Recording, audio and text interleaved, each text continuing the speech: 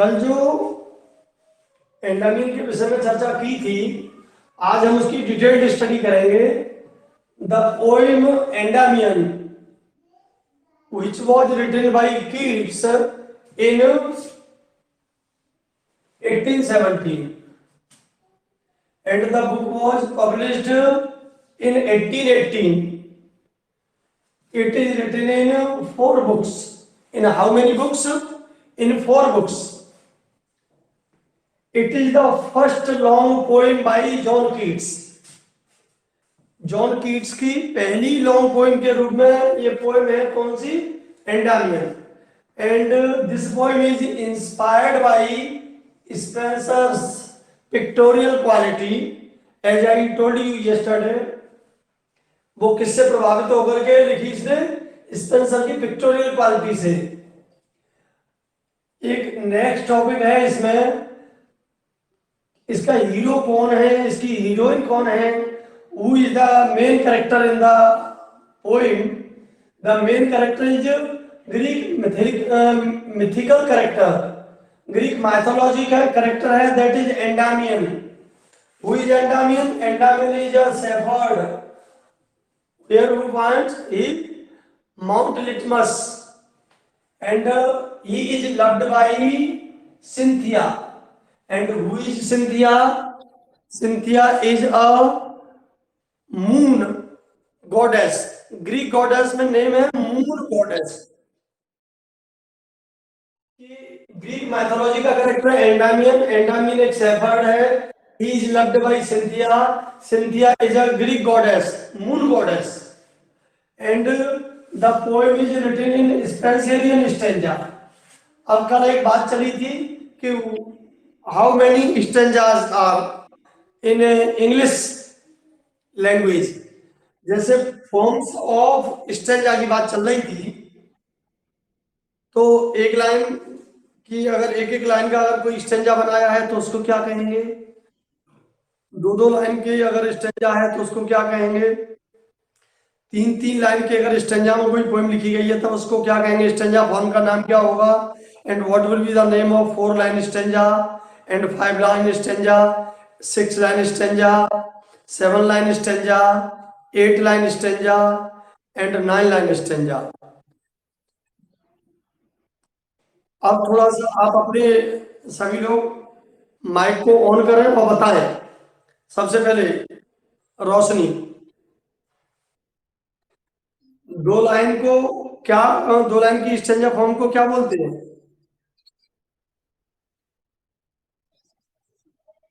Couplet. Couplet. 2 line की stanza form को क्या बोलते हैं? कपलेट। अच्छा चलो, आप साइलेंट पे जाएंगे। अब बताओ कविता, 3 लाइन स्टेंजा को क्या बताते हैं? हाँ, टर्जा रायमा। और अगर सोनेट में है तो दूसरा क्या नाम है? ट्रिपलेट नहीं, टर्सेट। वो ट्रिपलेट तो जैसे कॉमन लैंग्वेज में यूज करने लगते हैं कि डबल ट्रिपल है। In the there are 2 names, tercet और टर्जाजीमा। हालांकि दोनों की फॉर्म का लिखने का तरीका अलग अलग है, लेकिन 3 लाइन की फॉर्म को 2 नाम दिए गए हैं। कौन कौन से? टर्सेट और टर्जारीमा। अब कुलदीप बताएंगे 4 लाइन की स्टेंजा फॉर्म को क्या बोलते हैं? क्वार्टेन। गुड। अच्छा, अब कविता तुम बताओ कि क्वार्टेन को कोई और भी नाम दिया गया है क्या? हाँ, यस है। Ballot, ballot stanza, ballot stanza. we are talking about the stanza form. तो एक कहेंगे बैलेट स्टेंजा या कहेंगे क्वार्टेन। 2 4 लाइन फॉर्म को नाम दिया है। तो पहला क्या होगा? Ballot stanza. क्या कहेंगे? Ballot stanza. अथवा आप जैसे सोनेट वगैरह में सब में आप पढ़ते आए हैं क्वार्टेन। क्या है? क्वार्टेन। हाँ कुलदीप, फाइव लाइन स्टेंजा को क्या कहेंगे? फाइव लाइन स्टेंजा को फाइव फाइव लाइन के स्टेंजा बनाए गए हैं किसी कवि के द्वारा किसी पोएम में। Then what would be the name of the five line stanza? हाँ रोशनी, क्या कहेंगे फाइव लाइन स्टेंजा फॉर्म को? चलो कविता तुम बताओ।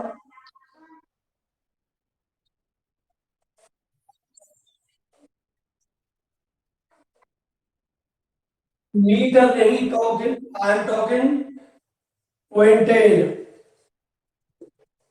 और सिंकेन। क्विंटेन और सिंकेन, क्विंटन और cinquain. Mostly it is well known, this is not. पांच लाइन की स्टेंजा फॉर्म को quintain, quintain. Is it clear? अच्छा बताओ, सिक्स लाइन स्टेंजा को?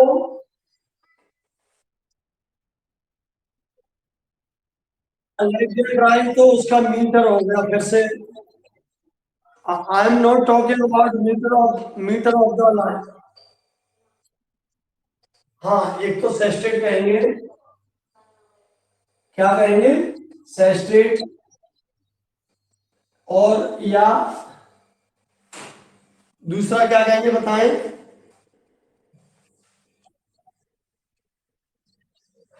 क्या बोलते हैं?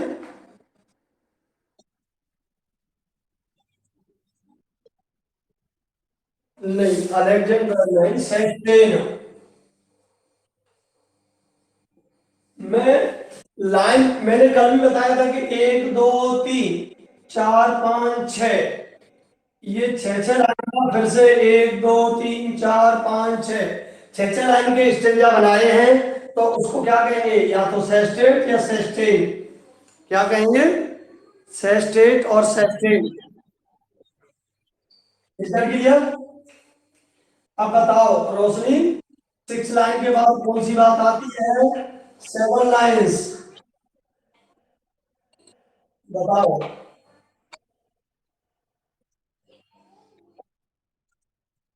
रॉयल, वैसे लाइन में सही सेंटेंस की RHYME rhyme royal.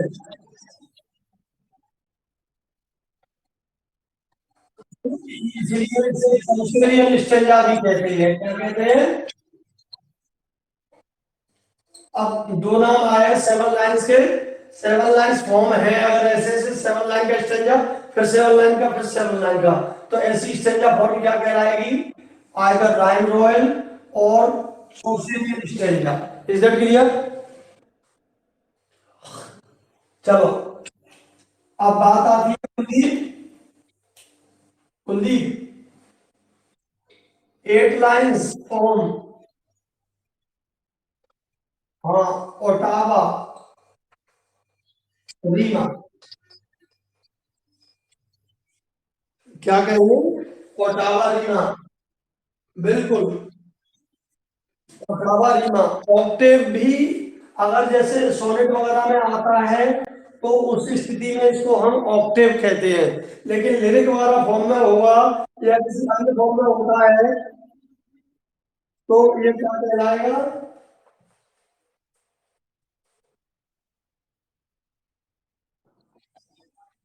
Ottawa Reema. अब एक और स्टेंजा की बात करेंगे। यहाँ नाइन लाइन स्टेंजा, इसका नाइन लाइन स्टेंजा।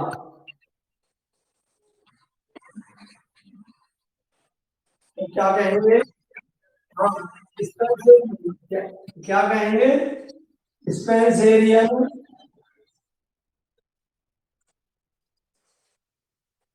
स्टेंजा। यहाँ तक क्लियर है? और सबसे महत्वपूर्ण बात ये आती है डियर स्टूडेंट्स, माइक ये किसका कवर कर रहा है? अब बात ये है कि हमने दो लाइन को ज्यादा कपलेट या हीरोइक कपलेट। बस सुनो, एक लाइन की स्टेंजा को क्या कहेंगे ये बताइए। I am not talking about flavor, dear students. I am talking about stanza. Yes, mono.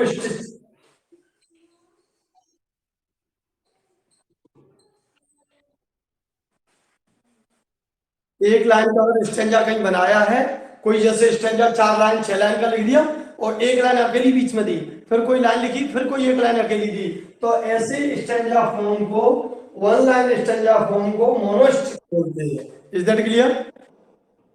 चलो, अब हम बता रहे थे कि ये जो पोएम, अब देखिए, ये जो पोएम है ये कितने लाइन की फॉर्म में है? 9 लाइन फॉर्म्स। और 9 लाइन फॉर्म्स को हमने क्या बताया आपको? Spenserian stanza. अभी बताया क्या लाइन बताया? Spenserian stanza. तो A B B C two two four two six two eight and one 9। तो who is there?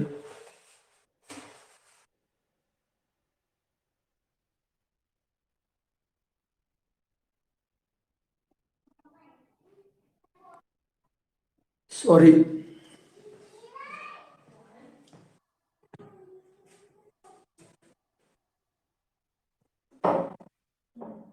राजेश भैया की कॉल आ रही है बार बार। तो एक तो इसके ये हो गया, एक सोर्स ऑफ द पोइम। इस पोइम का सोर्स क्या है? Brightens man in the moon. ये जो पोइम है, कविता, ये जो लिखी उसने, किससे इसका सोर्स लिया? तो एक तो ड्राइटन जो कवि है उनकी मैन इन द मून, और दूसरी मून में एम कैपिटल होगा, और एक है फ्लेचर्स, जो फ्लेचर कवि है उनकी फेथ फुल सेफर्डेस। फेथफुल सेफर्डेस किसके लिए बॉडी यूज हुआ? सिंथिया के लिए। और ये पोएम कीट्स ने किसको डेडिकेट किया है?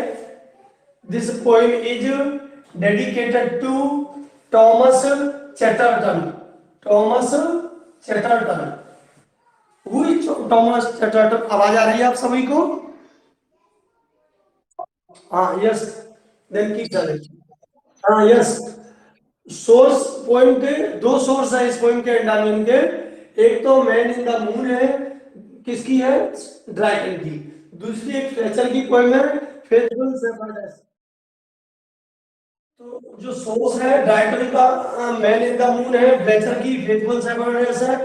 This poem is dedicated to Thomas Chatterton. किसको वो करी है? Thomas Chatterton. टॉमस चैटरटन कौन है? ये वो कवि है जिनको कीट्स ने कहा the purest writer in English language. ये कीट्स ने इनको संज्ञा दी थी। कीट्स इनको इंग्लिश लैंग्वेज का द प्योरेस्ट राइटर मानते थे। तो ये पोएम टॉमस चैटरटन, इन्होंने अपनी फर्स्ट पोएम भी इन्हीं को डेडिकेट की थी। दूसरी, इस पोएम में एलगरी अपीयर होती है किसके लिए? To represent the poet for his ideal beauty. For his ideal beauty, है ना? आइडियल ब्यूटी को रिप्रेजेंट करने के लिए।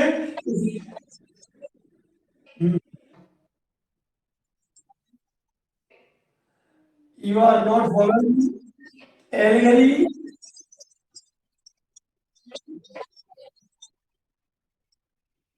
The allegory appears in the poem. This is written in short form.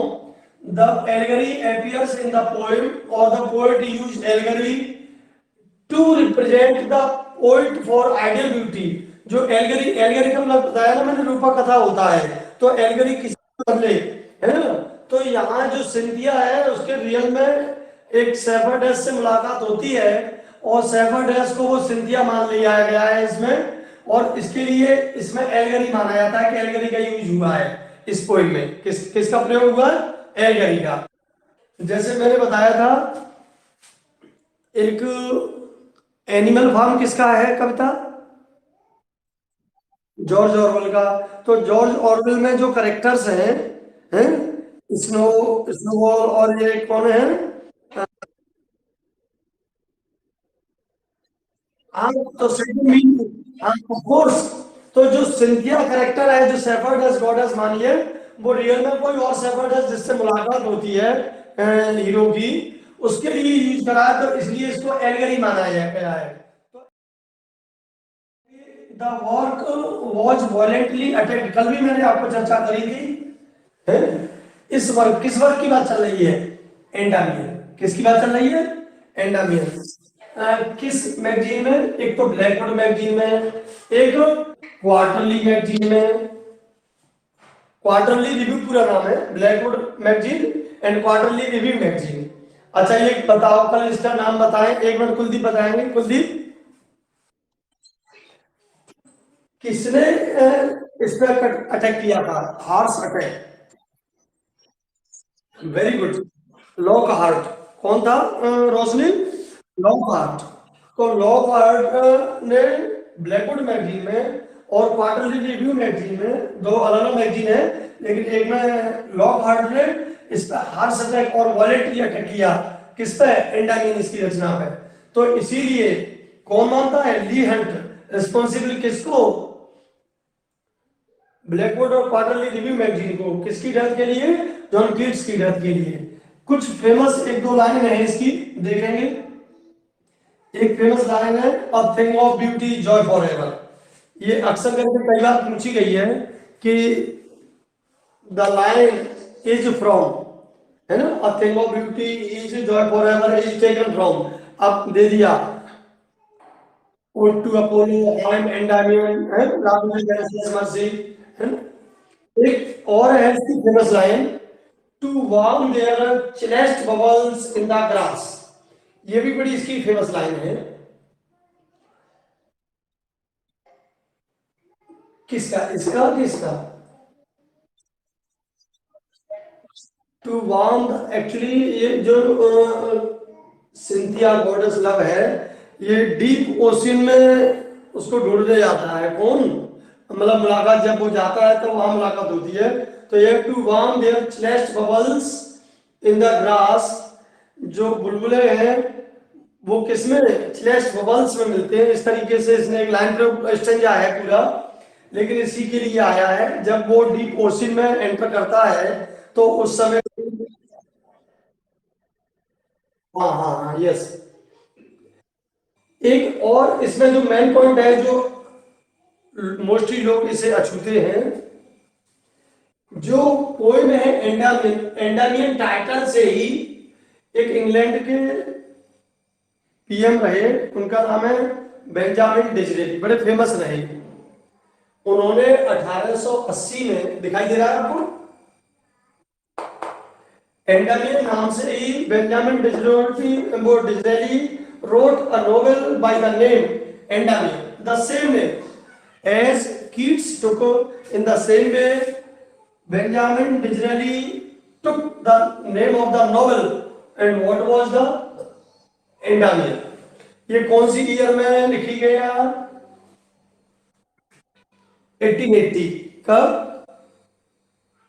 1880, 1880 में। यहां तक क्लियर है? अब नेक्स्ट चलते हैं आगे के लिए, इसको रफ कर दूं तो स्क्रीनशॉट मान लें।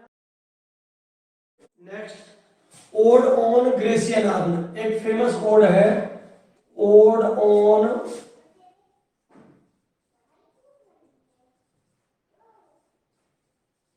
Grecian urn. Actually this ode is written in 1819, written 1819 and published in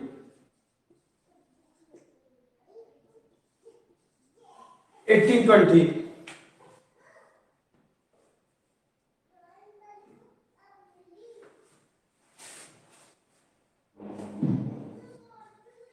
Urn is a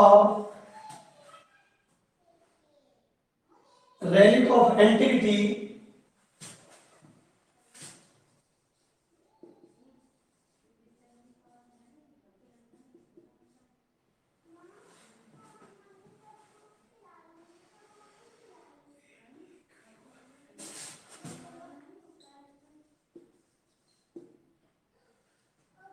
earn means Grecian urn. Urn is a relic of antiquity. Antique जानते हो ना, एंटिक पीस होता है। हेलो, फॉलो कर रहे हैं मुझे? अच्छा, हाँ। तो एक तो ये है कि odd on Grecian urn. Earn means क्या होता है, पहले तो ये समझाया मुझे। हाँ, पॉट। हिंदी में बोले तो मृद भांड। क्या बोलेंगे? जैसे अपने यहाँ पिक्चर होता है, तो एक तो नॉर्मल पिक्चर होता है, एक पिक्चर पर थोड़ी सी कुछ पेंटिंग हो रही होती है ना? तो अर्न, अर्न मीन्स पॉट, है ना? तो the urn, Grecian urn is a relic of antiquity, मतलब एक अद्भुत अनोखी चीज का एक रेलिक है, पीस है ना?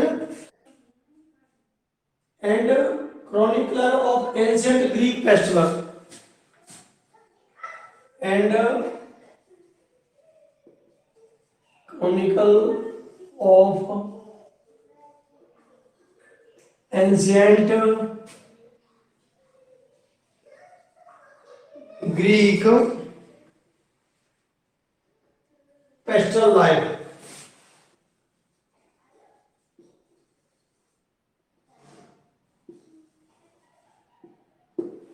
नक्काशी तो गया गया, what is the legend is carved on earn. Legend जानते हो ना, कविता? इसमें किस किस का डिस्क्रिप्शन है? जो लीजेंड स्टोरी में किस किस चीज को डिस्क्राइब किया है पोएट ने इसमें?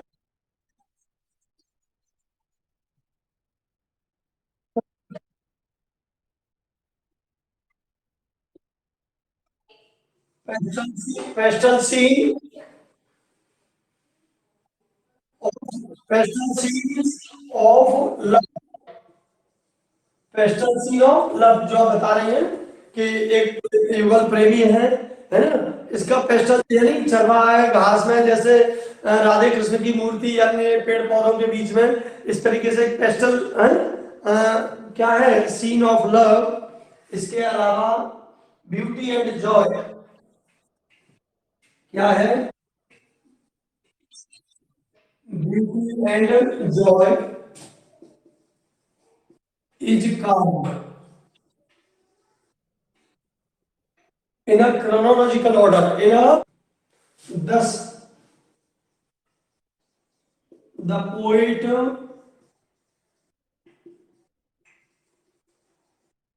presents the eternal quality of art. Thus the poet presents the eternal quality of art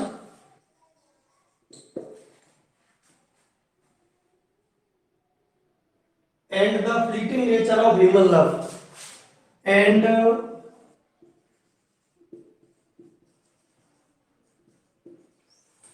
fleeting nature of human।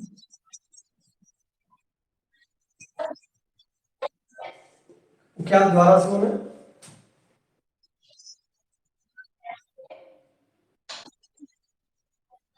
नहीं नहीं, मैं बात, सेंटेंस कुछ और कह रहा है। पोइट, जो पोइट इस पर दर्शाना चाह रहा है, जो मृदभांड है जिसपे अर्न पे जो वो है ना? तो इस पे पोइट क्या प्रस्तुत करना चाहता है? तो मैंने लिखा है जैसा बताया जाता है, दस the poet means keeps presents the eternal quality, शाश्वत गुण। इटर्नल का मतलब शाश्वत गुण किसका? ऑफ आर्ट, कला का। यानी कला शाश्वत है, कला मरती नहीं है, ये कहा है। And the fleeting nature of human love, और फ्लीटिंग नेचर का मतलब, फ्लीटिंग का मतलब क्या होता है? पला, चलायमान, गति करना, है ना? और जो ह्यूमन नेचर है वो छूट करके एक से दूसरे स्थान पर भाग करके पहुंचना चाहता है। ऐसे ही मोस्टली युगल प्रेमियों के लिए कवियों का ये मानना है कि वो एक को छोड़ करके दूसरे की जो पलायन वाली स्थिति को। तो जो ह्यूमन नेचर कैसा है? The fleeting nature of human love, तो इसको प्रस्तुत किया है। एंड हैप्पीनेस, एक और सेंटेंस है इसमें, एंड हैप्पीनेस, ये चीज उकेरी गई है। इससे मतलब कभी इस जो कार्ड है, चित्रण है, उसके पेस्टल लाइफ से, उसके माध्यम से क्या प्रस्तुत करना चाहता है? Eternal quality of art, fleeting nature of human love and happiness of human life, उसके माध्यम से इस अर्थ का जो चित्र किया उसके माध्यम से प्रस्तुत करना चाहता है। प्लेस्ड, एक क्वेश्चन बनता है, who placed this poem as the finest piece, sorry, the finest poem of Keats. ये बताएं कि कोई एक कवि है, एक लेखक है, जो पोएम की सॉरी कीट्स की इस पोएम को फाइनेस्ट पोएम मानता है। Who is that?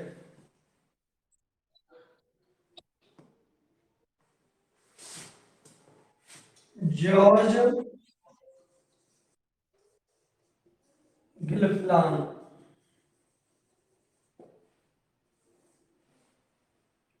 कौन इसको फाइनेस्ट पीस मानता है कीट्स की सब पोएमों में? George Gilfillan places ode on Grecian urn as a finest piece of Keats. Is that clear?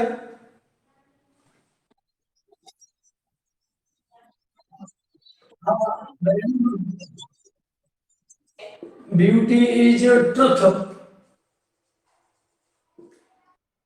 Truth beauty. Sorry. नहीं, truth is नहीं है, truth beauty.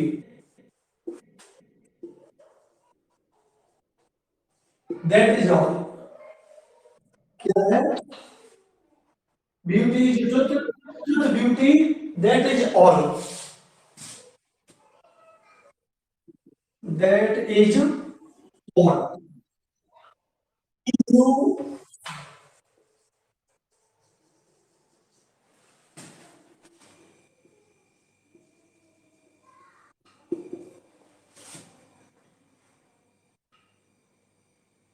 and all you need to know. And all you need to know.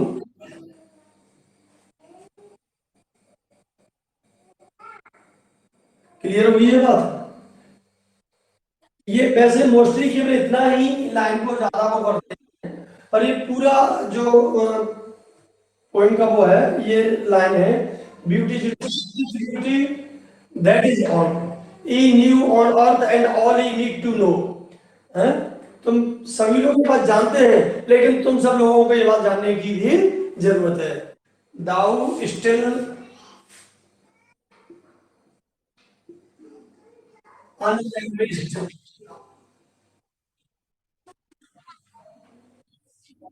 thou still unravaged bride of quietness।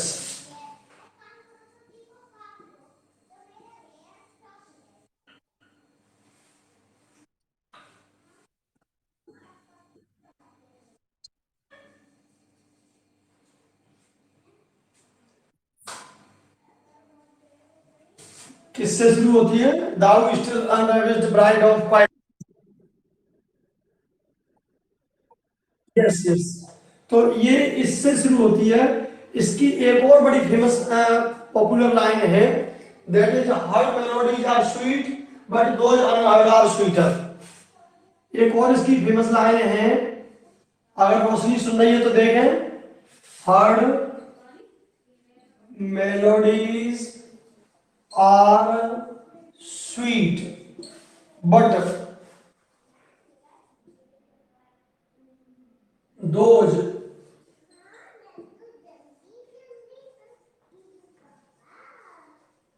unheard are sweeter।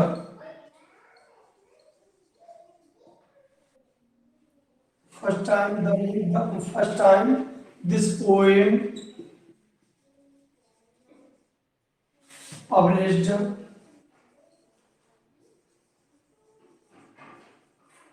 इन, किसमें छपी थी बताएं? Annals of the fine art, किसमें छपी थी? Annals of the fine art. ये poem पहली बार किसमें छपी थी? Annals of the fine art. Is that clear?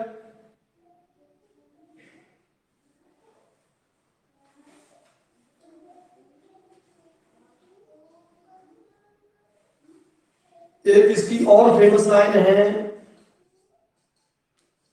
Bold lovers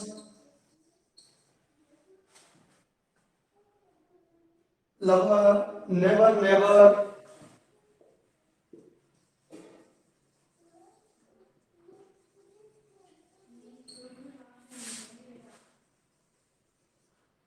thou can't chase,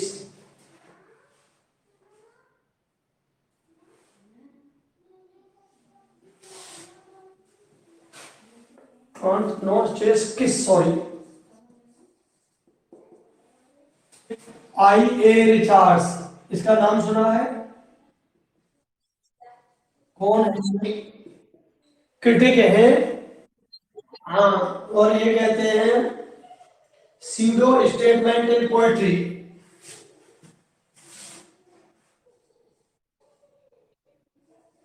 pseudo statement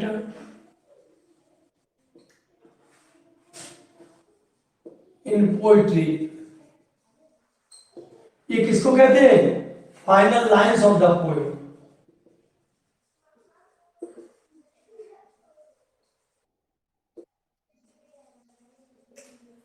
sorry, not poem. और बता रहे हैं इसकी हम, आ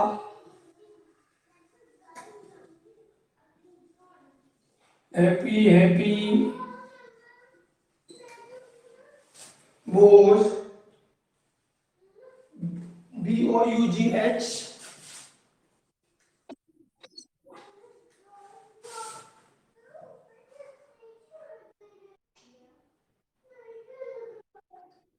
that can't shed your leaf, that can't shed your leaf। ये पत्तियों से ही आ रही है, shed your, ये कहता है कि वैसे जो पत्ती होती है वो तो गिर जाएगी, सॉरी लीफ से तक जाना चाहिए। आई हैप्पी हैप्पी वो जो है, जो खुशनुमा शाखाएं दिखती हैं, that can't nor ever bid, bid means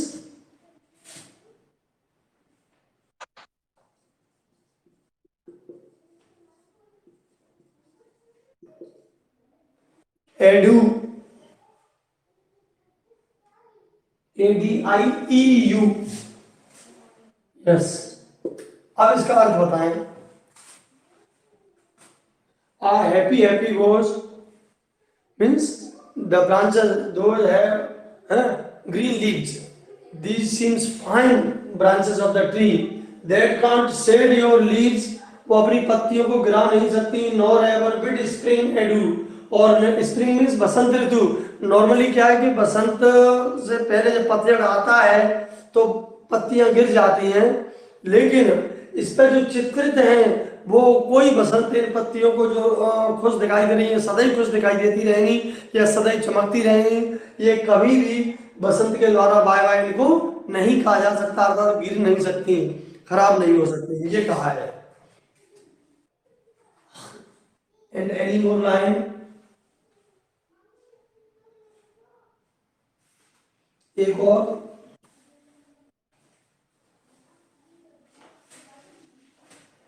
next is your